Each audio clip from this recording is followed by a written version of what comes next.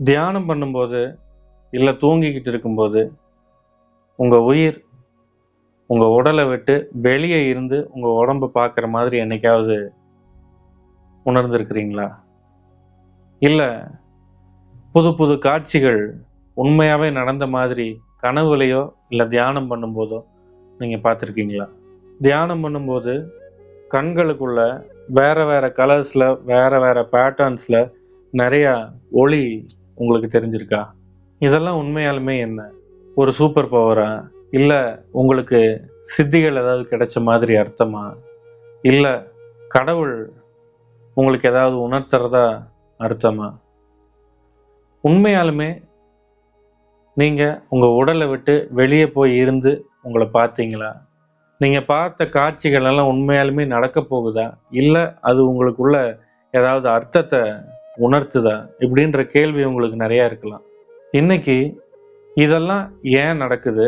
அப்படின்றத அறிவியல் பூர்வமாவும், ஆன்மீக ரீதியாவும் விளக்கப் போறேன். அது மட்டும் இல்லாம, அதுக்கு பின்னாடி உங்களோட தேடலுக்குள்ள இருக்கிற ஆழமான காரணம் என்ன அப்படிங்கிறதும் உங்களுக்கு புரியப் போகுது. உங்க வாழ்க்கைய இந்த அனுபவங்கள் எப்படி மாத்துறதுக்கு உதவும் அப்படிங்கிறதையும் தெரிஞ்சுக்க போறீங்க. முதல்ல உங்க உடல விட்டு நீங்க வேற ஏதாவது ஒரு இடத்துல இருக்கிற மாரி உணர்ந்திருக்கிறீங்களா? தியானத்துல மட்டும் இல்ல. தூக்கத்திலயா இருக்கலாம். இல்ல வண்டி ஓட்டிட்டு இருக்கும்போது அந்த மாரி ஏதாவது ஒரு உணர்வு வந்திருக்கலாம். இல்லன்னா ஒரு ஆக்சிடென்ட்ட நீங்க சந்திச்சிருக்கும்போது, அந்த பயத்துல திடீர்னு உங்க உயிர் அப்படியே வெளிய போயிட்டு உள்ள வர மாரி ஒரு உணர்வு ஏற்பட்டிருக்கலாம். தூங்கிக்கிட்டு இருக்கும்போது ரூம்ல மேல எல்லாம் உங்க உயிர் அப்படியே சுத்திக்கிட்டு இருக்கிற மாரியும், மேல இருந்து உங்க உடம்பு தூங்கிக்கிட்டு இருக்கிற உங்க உடம்ப நீங்க பார்த்துக்கிட்டு இருக்கிற மாரி ஒரு உணர்வு வந்திருக்கலாம். இந்த மாரி ஏதாவது ஒரு உணர்வு வந்திருக்குதா? அப்படி வந்திருந்தா அது என்ன? சயின்டிஃபிக்கா இத out of the body experience அப்படின்னு சொல்லுவாங்க.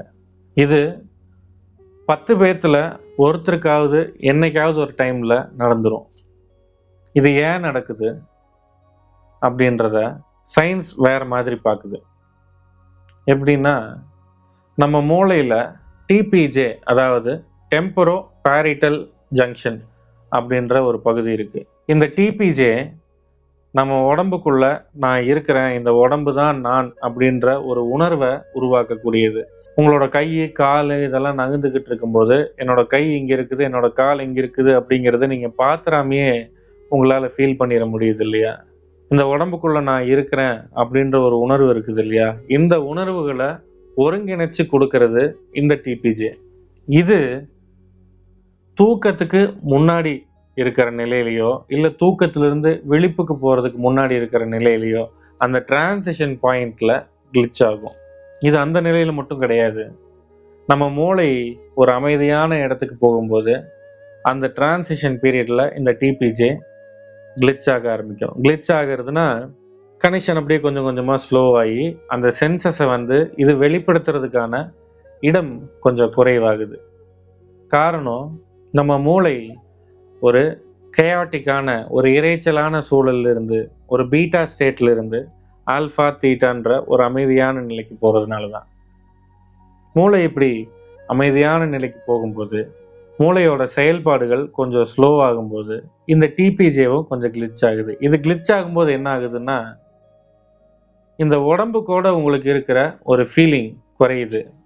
அப்போ உங்க கனவுகள்லயோ, இல்ல நீங்க தியானத்துல இருக்கும்போதோ, இல்ல வேற ஏதாவது ஒரு வேலையை செஞ்சுக்கிட்டு இருக்கும்போதோ, திடீர்னு ஒரு டைம் இந்த உடம்புக்குள்ள நீங்க இருக்கிற ஃபீல் கட் ஆகுது இல்லையா? அப்படி கட் ஆகும்போது நீங்க உங்க உடம்ப விட்டு வெளிய போய் இருந்துகிட்டு இருக்கிற மாதிரி ஒரு உணர்வு வரலாம். இல்ல உங்க கனவுல நீங்க வேற ஏதோ ஒரு லோகத்துல இருக்கிற மாதிரி, வேற ஏதோ ஒரு பிரபஞ்சத்துல இருக்கிற மாரி கனவுகள் எல்லாம் கூட வரலாம். நீங்க இதுவரைக்கும் பாத்திராத இடங்களுக்கெல்லாம் போயிருக்கலாம். அங்க எல்லாம் நீங்க உண்மையாலுமே போன மாதிரியும் ஒரு ஃபீல் இருக்கும். பிசிக்கலா நீங்க அங்க பிரசன்ட்டா இருக்கிற மாதிரி ஒரு ஃபீல் வந்திருக்கும். இது எல்லாத்துக்குமே காரணம் சயின்டிஃபிக்கா பார்க்க போனா இந்த டிபிஜேவோட கிளிச்சஸ் தான். அப்போ உண்மையாலுமே இந்த விஷயமெல்லாம் எனக்கு நடக்கலையா? நான் இந்த உடம்புக்குள்ள தான் இருந்தேனா? நான் எங்கேயும் வெளியில போகலையா? அப்படின்ற கேள்வி உங்களுக்கு வரலாம். ஆனா அதுக்கு முன்னாடி ஒரு எக்ஸ்பெரிமெண்ட் பண்ணி பார்த்துருக்காங்க. என்ன பண்ணியிருக்கிறாங்கன்னா, ஒருத்தரை உட்கார வச்சுட்டு அவரு கண்ணுல இந்த வீடியோஸ் எல்லாம் தெரியற மாதிரி காகிள்ஸ் போட்டு விட்டுருக்காங்க. அந்த காகிள்ஸை அவர் உடம்புக்கு பின்னாடி ஒரு கேமராவை செட் பண்ணி, அந்த கேமரால என்ன தெரிய போகுது, அவர் உட்கார்ந்துகிட்டு இருக்கிறாரு, அவருக்கு பின்னாடி ஒரு கேமராவை செட் பண்ணா அவரோட பின்பகுதி தெரியும் இல்லையா, அந்த கேமராவை அந்த மாதிரி செட் பண்ணிட்டு இவரை ஒரு அமைதியான சூழலுக்கு போற மாதிரி இன்டியூஸ் பண்ணியிருக்கிறாங்க.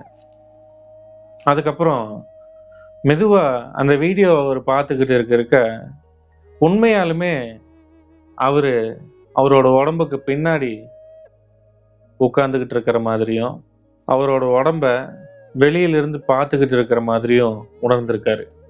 அந்த நேரத்துல ஒரு குச்சியை வச்சு அவரோட நெஞ்சில லைட்டா தட்டி இருக்கிறாங்க. அதே மாதிரி பின்னாடி அந்த கேமரா வச்சிருந்தாங்க இல்லையா, அந்த கேமரா கிட்ட அந்த குச்சி அப்படியே வேகமா அசைச்சிருக்கிறாங்க. இப்படி அசைக்கும் போது அவருக்கு எந்த மாதிரி ஃபீல் ஆயிருக்குதுன்னா, அவரோட உடல்ல இந்த இடத்துல அடிச்ச மாதிரி ஃபீல் ஆகாம, அவரோட உயிர் வெளியே இருக்கிற மாதிரி அவர் ஃபீல் பண்ணிட்டு இருந்தாரு இல்லையா, வெளியில இருந்து அவரோட உடம்ப பார்த்துக்கிட்டு இருக்கிற மாதிரி ஃபீல் பண்ணாரு இல்லையா, அந்த உயிரை அந்த குச்சி தாக்குற மாதிரி உணர்ந்திருக்கிறாரு.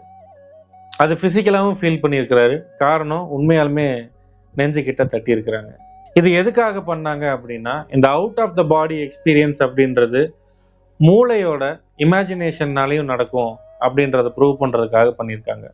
அப்போ உண்மையாலுமே இந்த உயிர் உடலை விட்டு வெளியே போய் டிராவல் பண்ற இந்த ஆஸ்ட்ரல் டிராவல் எல்லாமே பொய்யா அப்படின்ற ஒரு கன்க்ளூஷனுக்கு நீங்க வர வேண்டிய அவசியம் இல்லை. இன்னும் நம்ம ஆழமா இதை பார்க்க போறோம். நீங்க தூங்கிக்கிட்டு இருந்திருப்பீங்க பெட்ல படுத்து, திடீர்னு கீழே உருண்டு விழுகிற மாதிரி ஒரு ஃபீல் வந்திருக்கும். டக்குன்னு வெறுக்குன்னு எந்திருப்பீங்க, பெட்ஷீட் எல்லாம் பிடிச்சிட்டு அப்படியே பயந்த மாதிரி எந்திருப்பீங்க.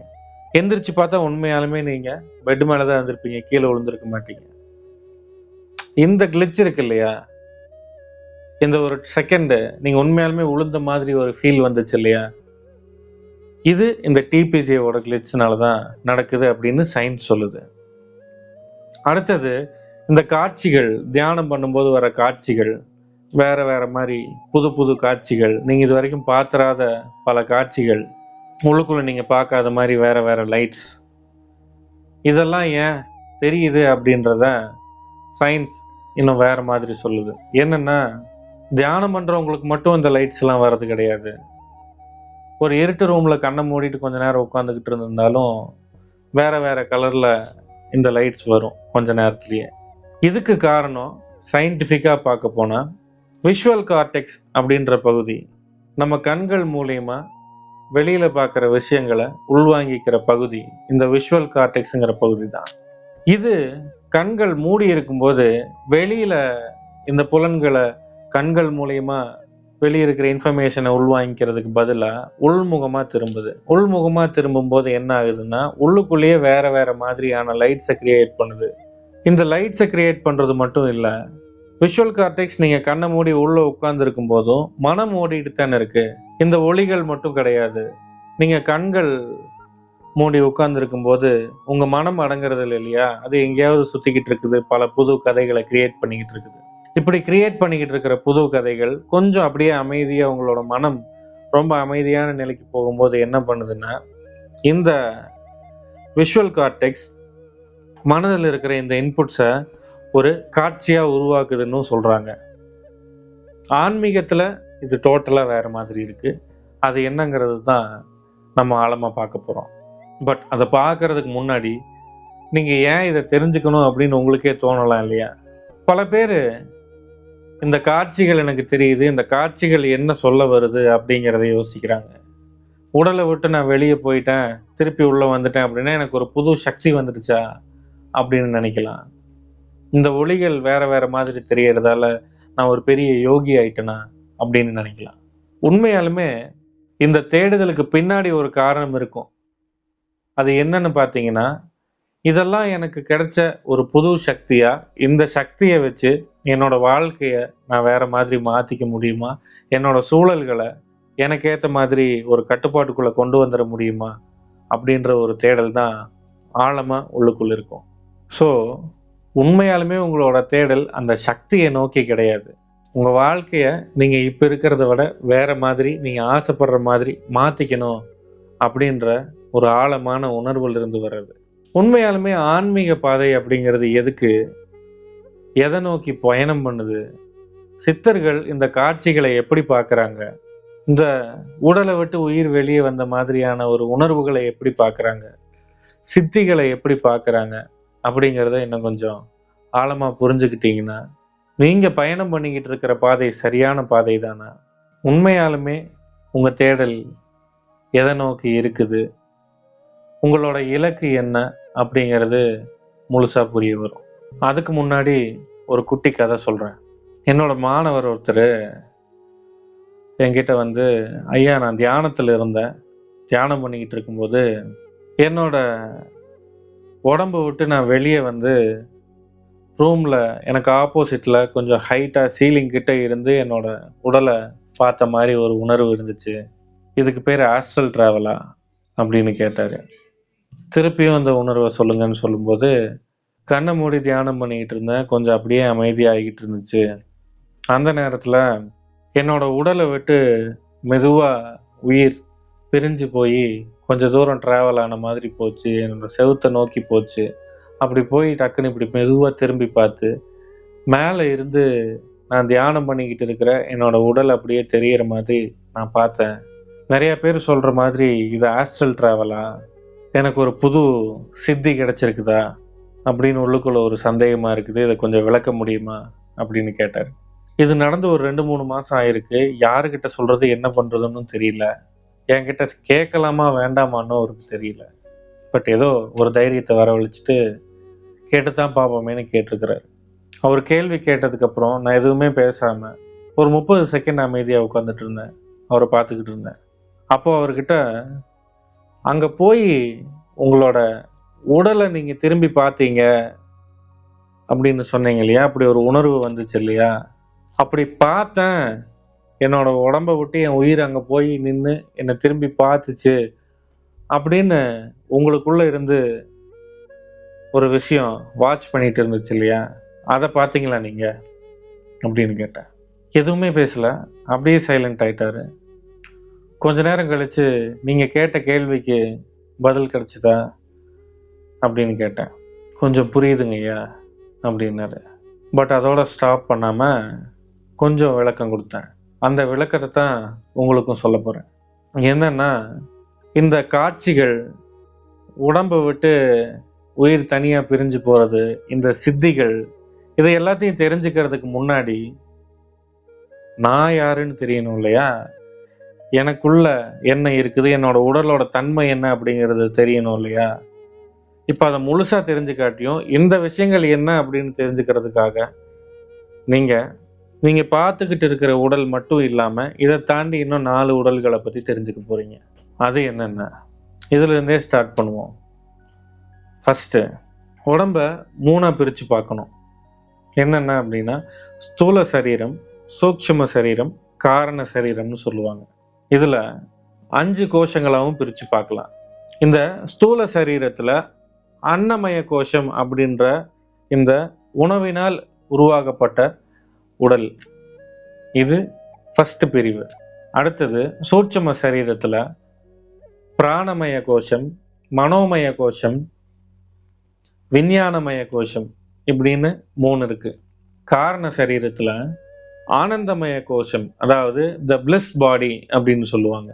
ஸோ இந்த 3ல இப்படி 5ஆ பிரிச்சு பார்க்க முடியும்.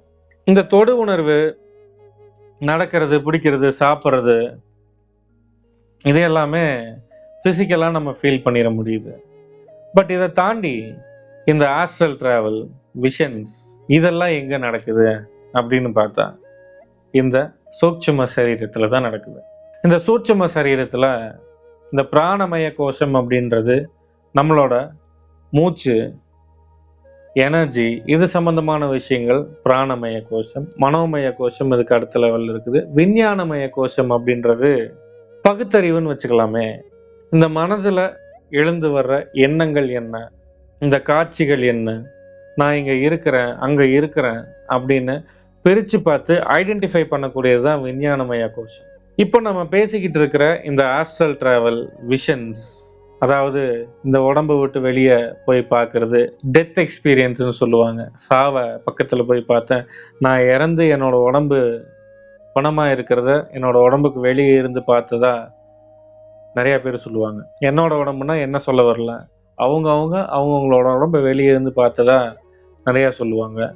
இந்த ஆஸ்ட்ரல் ட்ராவல் பண்ணுறதுக்கு பல வித்தைகளையும் சொல்லுவாங்க, பல பயிற்சிகளையும் சொல்லுவாங்க. ஸோ இதெல்லாமே ஒரு பக்கம் இருக்கட்டும். பட் இந்த மாதிரி இந்த அனுபவங்கள், காட்சிகள், இது எல்லாமுமே இந்த சூட்சும சரீரத்தில் நடக்கக்கூடிய விஷயங்கள். அடுத்தது இந்த ஆனந்தமய கோஷம், காரண சரீரம், அதாவது இந்த பிளிஸ் பாடி. இது உங்களோட நீங்கள் தியான நிலையில் இருக்கும்போது இருக்கிற உங்களோட அந்த ஸ்டில்னஸ், அந்த ஆழமான அமைதி, அந்த பிளிஸ்ஃபுல்னஸ், அந்த ஆனந்தம், இது எல்லாத்தையுமே உணரக்கூடிய ஒரு இடம்தான் இந்த ஆனந்தமய கோஷம். இது இருக்கிறதுலையே சட்டிலான சரீரம்னு வச்சுக்கலாமே.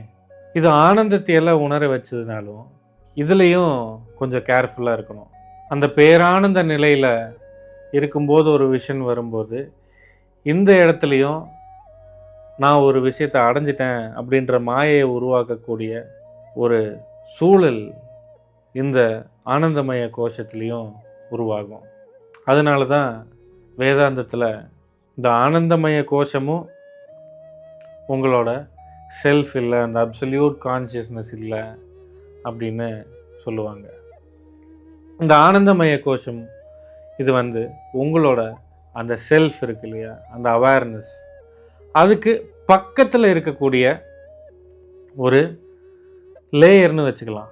ஆன்மீக பாதையோட, ஆன்மீக பயணத்தோட நோக்கம் is to know the self. தன்னை அறிதல், தன்னை உணர்தல், தானாகவே இருத்தல். அந்த பயணத்தில் உங்களுக்கு தெரியக்கூடிய காட்சிகள் தான் இந்த விஷன், இந்த ஆஸ்ட்ரல் ட்ராவல். இது எல்லாமே ரொம்ப சிம்பிளாக சொல்லப்போனால், நீங்கள் ஒரு டெஸ்டினேஷனை ஃபிக்ஸ் பண்ணி, ஒரு ஊரை ஃபிக்ஸ் பண்ணிவிட்டு அந்த ஊருக்கு போய்கிட்டு இருக்கிறீங்கன்னா, நீங்கள் போய் சேர வேண்டிய டெஸ்டினேஷன் எதுன்னு உங்களுக்கு தெரிஞ்சு போய்கிட்டு இருக்கிறீங்க. போய்கிட்டு இருக்கும்போது அந்த சைடில் வர சீனரிஸ் எல்லாம் இருக்குது இல்லையா, நல்ல நல்ல காட்சிகள் வரலாம், நல்ல நல்ல அனுபவங்கள் கிடைக்கலாம். அதெல்லாம் நல்லா இருக்குது அப்படின்னு சொல்லி நீங்கள் போக வேண்டிய டெஸ்டினேஷனுக்கு போகிறதுக்கு பதிலாக இந்த இடத்துலையே ரொம்ப நேரம் இருந்து உங்களை நீங்களே மறந்து போய் மாட்டிக்கக்கூடிய ஒரு நிலைன்னு வச்சுக்கலாம். சித்தர்கள் இந்த சித்திகளை அடையிறதுக்கு உங்களோட இன்ட்யூஷனை வெளிப்படைய வச்சு, அது மூலயமா உங்களோட பர்செப்ஷன் மூலயமா நிறையா விஷயங்களை, வேறு இடத்துல இருக்கிற இன்ஃபர்மேஷன்ஸை இங்கிருந்தே உணர வைக்கக்கூடிய அளவுக்கு நிறையா டெக்னிக்ஸை சொல்லி கொடுத்துருந்தாலும், அவங்க சொல்கிறதும் என்ன அப்படின்னா, சித்திகள் விடுதலைக்கு தடை அப்படின்வாங்க. அவங்க இன்னொன்று சொல்கிறாங்க, உங்களுக்கு தெரிகிற எல்லா காட்சிகளும் நிஜமான காட்சிகள் கிடையாது, எல்லா பயணங்களும் நிஜமான பயணமும் கிடையாதுன்னுவாங்க. பதஞ்சலி யோக சூத்திரத்தில் சித்திகளை எப்படி அடையிறது அப்படின்னு பயிற்சிகளவே சொல்லியிருக்கிறாரு. பட் அது அவ்வளோ சீக்கிரமாக பண்ணக்கூடிய, எளிமையாக பண்ணக்கூடிய பயிற்சிகள் கிடையாது. ஏட்ட சுரைக்காய் கறிக்கு உதவாது. அதை பார்த்து இப்படி ஒரு பாதை இருக்குதுன்னு தெரிஞ்சுக்கலாம், அதில் எப்படி பயணிக்கணும் அப்படிங்கிறது ஒரு வழிகாட்டுதல் இல்லாமல் பண்ணிடவும் முடியாது. பட் ஸ்டில் பதஞ்சலி யோக சூத்திரத்தில் என்ன சொல்கிறாரு அப்படின்னா, இப்போ உதாரணத்துக்கு நீங்கள் மார்ஸில் என்ன இருக்குது அப்படின்னு தெரிஞ்சுக்கணும்னு விரும்புகிறீங்க அப்படின்னா, தாரணை, தியானம், சமாதி, இதை மூணையும் இணைச்ச சம்யமா அப்படின்ற பயிற்சி மூலயமா இந்த மார்ஸ் மேலே நீங்கள் உங்களோட கவனத்தை குவிய வைக்கும்போது, அதோடவே கலந்துரும்போது, அங்கே இருக்கிற விஷயங்களை நீங்கள் இங்கேருந்தே தெரிஞ்சுக்க முடியும் அப்படின்னு சொல்கிறாரு. நான் மார்ஸ் அப்படின்னு சொன்னது ஒரு எக்ஸாம்பிளாக சொல்லியிருக்கிறேன். யோக அறிவியலில் மட்டும் இது கிடையாது. அமெரிக்கா, ரஷ்யா போன்ற நாடுகளில் இதை ஒரு கண்ட்ரோல்டு என்விரான்மெண்ட்டில் டெஸ்ட் பண்ணியிருக்காங்க அவங்களோட டிஃபென்ஸ் ஆக்டிவிட்டீஸ்க்காக. தூரத்தில் இருக்கிற விஷயத்த ரிமோட் ஆக்சஸ் மூலிமா இங்கே இருந்தே அதை தெரிஞ்சுக்கிறது, அதாவது ஹியூமன் பிரெயினை யூஸ் பண்ணி அதை தெரிஞ்சுக்கிறதுக்கு ட்ரை பண்ணியிருக்கிறாங்க. அந்த ட்ரையல் கிட்டத்தட்ட கொடுத்த இன்ஃபர்மேஷன் வந்து ஒரு 80% அக்யூரேட்டாக இருந்திருக்குது. மிச்சம் 20% வந்து பிரெயினோட மென்டல் கன்ஸ்ட்ரக்ட்ஸாக இருந்திருக்குது அப்படின்னு சொல்லி சொல்கிறாங்க. பிரெயினோட மென்டல் கன்ஸ்ட்ரக்ட்ஸ் அப்படின்னா, இப்போ நீங்கள் ஒரு காட்சி வருது அப்படின்னு நீங்கள் நினைக்கிறீங்கன்னா, நீங்கள் ட்ராவல் பண்ணீங்க அப்படின்னு நீங்கள் சொல்லும்போது, அதில் என்ன நடந்துச்சோ இருக்கிறத இருக்கிற மாதிரியே பார்க்கக்கூடிய பக்குவம் மனசுக்கு கிடையாது. மனம், புத்தி, சித்தம், அகங்காரம் அப்படின்னு 4ஆக பிரிக்கணும். மனசுங்கிறத நம்ம மேலோட்டமாக சொல்லிடலாம். பட் இதை வந்து 4ஆக பிரிக்கணும். இதில் இந்த சித்தத்தை வந்து ஒரு குளமாக எடுத்துக்குங்க. சித்தம்ங்கிற கான்செப்டை குளமாக எடுத்துக்குங்க. இந்த சித்தம் தான் உங்களோட ஹார்ட்வேர்னு வச்சுக்கோங்க. இந்த ஹார்ட்வேரில் தான் உங்களோட எண்ணங்கள், உங்களோட பதிவுகள் எல்லாமே ஸ்டோர் ஆகிருக்குது. இந்த ஸ்டோரேஜிலிருந்து தான் மனசில் எண்ணங்கள் வெளிப்படுது, உணர்வுகள் வெளிப்படுது. இந்த வெளிப்பாடுகள் இருக்கு இல்லையா, இந்த மனம் உருவாக்குற இந்த காட்சிகள், இந்த எண்ணங்கள், இந்த உணர்வுகள், இதையை பிரித்து பார்க்கறது புத்தியோட வேலை. இது வந்து இந்த மாதிரியான எண்ணம், இது இந்த மாதிரியான உணர்வுன்னு பிரித்து பார்க்கறது புத்தியோட வேலை. அடுத்தது அகங்காரம். இது என்ன பண்ணுது அப்படின்னா, இது எனக்கு தான் நடக்குது, இந்த எண்ணம் என்னோடது, இந்த உணர்வு என்னோடது, இந்த கஷ்டம் என்னோடது, இந்த மகிழ்ச்சி என்னோடது அப்படின்னு அகங்காரம் ஐடென்டிஃபை பண்ணிக்குது. இந்த மனம், புத்தி, சித்தம், அகங்காரம் அப்படின்ற ஃப்ரேம் ஒர்க் வந்து இந்த விஷன்ஸ்லையும் ஆஸ்ட்ரல் ட்ராவல்லையும் வேலை செய்யுது. எப்படி வேலை செய்யும் அப்படின்னா, உதாரணத்துக்கு ஒரு காட்சி, ஒரு ஃபோட்டோ எடுத்துக்கோங்களேன். ஒரு ஃபோட்டோவை நான் உங்கள் கண்ணு முன்னாடி காமிச்சிட்டு டக்குன்னு அந்த பக்கம் கொண்டு போய் வச்சிடுறேன். உங்கள் கண் ஒரு சில விஷயங்களை பார்த்துருக்கோம். அதை யோசித்து இதில் என்ன இருந்துச்சு, அந்த ஃபோட்டோவில் என்ன இருந்துச்சு அப்படின்னு சொல்லி நான் அடுத்தது கேட்கும்போது, நீங்கள் யோசித்து அதில் இது இது இருந்ததா புதுசாக அந்த ஃபோட்டோவில் இல்லாத விஷயங்களையும் பார்த்த மாதிரியே உண்மையாகவே உங்கள் மைண்டு க்ரியேட் பண்ணி அதை சொல்ல வைக்கும். அதே மாதிரி அந்த டெஸ்டிங்லேயும் நடந்திருக்கு. யாரை அந்த டெஸ்ட்டுக்கு உட்படுத்தினாங்களோ அவங்களோட இந்த மேனிப்புலேஷன்ஸ், இந்த ஆசை, உணர்வு, இது எல்லாமே புதுசாக இன்னொரு இல்லாத ஒரு விஷயங்களை கொடுத்துருக்கு. ஸோ ஃபைனலாக அக்யூரேட்டாக இல்லாத இன்ஃபர்மேஷன்ஸை டிஃபென்ஸ் பர்பஸ்க்கு யூஸ் பண்ண முடியாதுன்னு சொல்லி அந்த ரிசர்ச்சை ஸ்டாப் பண்ணிட்டதா சொல்கிறாங்க. எனக்கு அதை பற்றி இன்னும் டீப்பாக தெரியல. ஆக்சுவலாக பார்க்க போனால் சயின்ஸ் ஆன்மீகத்தை ஒதுக்கலை. ஆன்மீகத்தில் நம்ம சித்தர்களும் முனிவர்களும் அன்னைக்கே கொடுத்துட்டு போன பல விஷயங்களை இன்றைக்கி தான் ஆராய்ச்சி பண்ண தொடங்கியிருக்கு. அதுக்காக சயின்ஸில் எதையெல்லாம் இன்னும் சொல்லலையோ அதெல்லாம் பொய்ன்னு சொல்ல முடியாது. ஆன்மீகத்தில் இருக்கிற விஷயங்கள் எல்லாமே பொய்ன்னு சொல்ல முடியாது. சயின்ஸ் இன்னும் பக்கத்தில் நெருங்கலை, அவ்வளோதான். இப்போ இந்த விஷன்ஸ், இந்த ஆஸ்ட்ரல் ட்ராவல் எல்லாம் உண்மைதானா, இந்த சித்திகள் எல்லாம் உண்மைதானா, இதெல்லாம் அடையிறதுக்கான பல வழிகளை கொடுத்துருக்குறாங்க. ஆழமான சாதனாக்களை கொடுத்துருக்குறாங்க. ரொம்ப தீவிரமான பயிற்சிகள் அதுக்கு தேவை. எப்போ நீங்கள் இந்த ஐடென்டிஃபிகேஷன் இல்லாமல் ஒரு சாட்சி நிலைக்கு நீங்கள் வர்றீங்களோ, சாட்சி நிலைங்கிறது சாதாரணமான நிலை இல்லை. இந்த 5 உடல்கள் சொன்னேன் இல்லையா, 5 சரீரங்கள், 3 சரீரங்கள், 5 கோஷங்கள், இதெல்லாம் தாண்டி இருக்கிறது தான் சாட்சி நிலை. அதையும் தாண்டி இருக்கிறது நிர்வாண நிலை. அதெல்லாம் அப்புறம் பார்க்கலாம். இந்த சாட்சி நிலையிலிருந்து பார்க்கறதுக்கான ஒரு பக்குவம் எப்போ உங்களுக்கு ஏற்படுதோ, நீங்கள் எப்போ அந்த சாட்சியாகவே மாறுறீங்களோ அப்போ தான் இந்த சித்திகள் உங்களுக்கு சாத்தியப்படுது. ஆனாலும் இந்த சித்திகள் உங்களோட மன அமைதிக்கு தடை. இதை தேடி நீங்கள் ஓடிக்கிட்டே இருப்பீங்க. உங்களோட இலக்கு, நீங்கள் போய் சேர வேண்டிய இலக்கு உங்களோட ஆன்மஸ்வரூபம், உங்களோட செல்ஃப், அந்த இறைநிலை. அந்த பாதையில் நீங்கள் பார்த்த இந்த சீனரிஸ் எல்லாம் பார்த்து அதுதான் நீங்கள்னு டைவர்ட் ஆகி போகிறீங்க. அதெல்லாம் மைல்கல்கள், அவ்வளோதான். நீங்கள் போகும்போது ஒரு சில விஷயங்கள் வருதா, ஓகே ஐம் கிராசிங், இன்னமும் நான் ஆழமாக போய்கிட்டு இருக்கேன், இன்னமும் ஆழமாக சப்கான்ஷியஸ் லெவலில் ஆழமாக போய்கிட்டு இருக்கேன், தியானத்தில் ஆழமாக போய்கிட்டு இருக்கிறேன் அப்படிங்கிறதுக்கான மைல்கல்கள், அவ்வளோதான். இது எல்லாம் வருது அப்படிங்கிறதுக்காக இது என்ன அப்படின்றது தேடுறது, நாளைக்கு அதே மாதிரியான காட்சி வரும்னு தேடுறது, நாளைக்கு அதே மாதிரியான ஒரு ஆஸ்ட்ரல் ட்ராவல் நடக்கும்னு தேடுறது, ஒரு விதமான சக்தியை தேடி ஓடுறது, இது எல்லாமுமே உங்கள் முக்திக்கு தடை அப்படின்னு சித்தர்களும் சொல்கிறாங்க. எல்லாம் ஓகே, நான் ஏன் முக்தி அடையணும்? முக்தி 2 வகையாக இருக்குது. விதேக முக்தி, ஜீவன் முக்தி. இந்த விதேக முக்தி அப்படிங்கிறது செத்ததுக்கப்புறம் அடையிறதுன்னுவாங்க. அதை பற்றி நம்ம கண்டுக்க வேண்டிய அவசியமே இல்லை.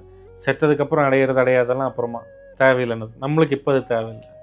ஆனால் ஜீவன் முக்தி அப்படின்றது என்னென்னா, இந்த ஐடென்டிஃபிகேஷன் எல்லாமே குறைஞ்சி, இந்த மனம் நான் இல்லை, இந்த எண்ணம் நான் இல்லை, இந்த உணர்வு நான் இல்லை அப்படின்ற இந்த ஐடென்டிஃபிகேஷன்லாம் போய் இந்த சாட்சியாகவே நீங்கள் இருந்து இது எதுவுமே உங்களை பாதிக்காமல் ஒரு கிளாரிட்டியோட உங்களோட தன்னுணர்வோட தன்னிலையிலேயே இருந்துக்கிட்டு இருக்கிறது ஜீவன் முக்தி. அது இன்னமும் எலாபரேட்டாக பார்க்கணும். ஜீவன் முக்தி தான் இவ்வளோதான் அப்படின்னு சொல்லி இவர் தப்பாக சொல்கிறாருங்கிற கான்செப்டுக்கு போக வேண்டாம். நான் இப்போதைக்கு உங்களுக்கு என்ன தேவையோ, இந்த கான்டெக்ஸ்ட்டுக்கு என்ன தேவையோ அதை மட்டும் சொல்லிக்கிட்டு இருக்கிறேன். இன்னமும் அதிகமாக தேவைப்படலாம், அது வேற ஒரு நாள் நான் சொல்கிறேன். அப்படி அந்த ஞான நிலையான ஜீவன் முக்தி நிலைக்கு நான் போய் மட்டும் என்ன பண்ண போகிறேன், அதுக்கு நான் இந்த சித்திகளை தேடி இதை எனக்கு வசமாக்கிக்கிறேன் அப்படின்னு நீங்கள் சொல்லலாம், உங்களுக்கு தோணவும் செய்யலாம். நீங்கள் எவ்வளோ தூரம் அதை தேடி போகிறீங்களோ அது உங்களை விட்டு தள்ளி போய்கிட்டு இருக்கும். இந்த பாதையில் அது உங்களுக்கு வரலாம், வராமலும் போகலாம்.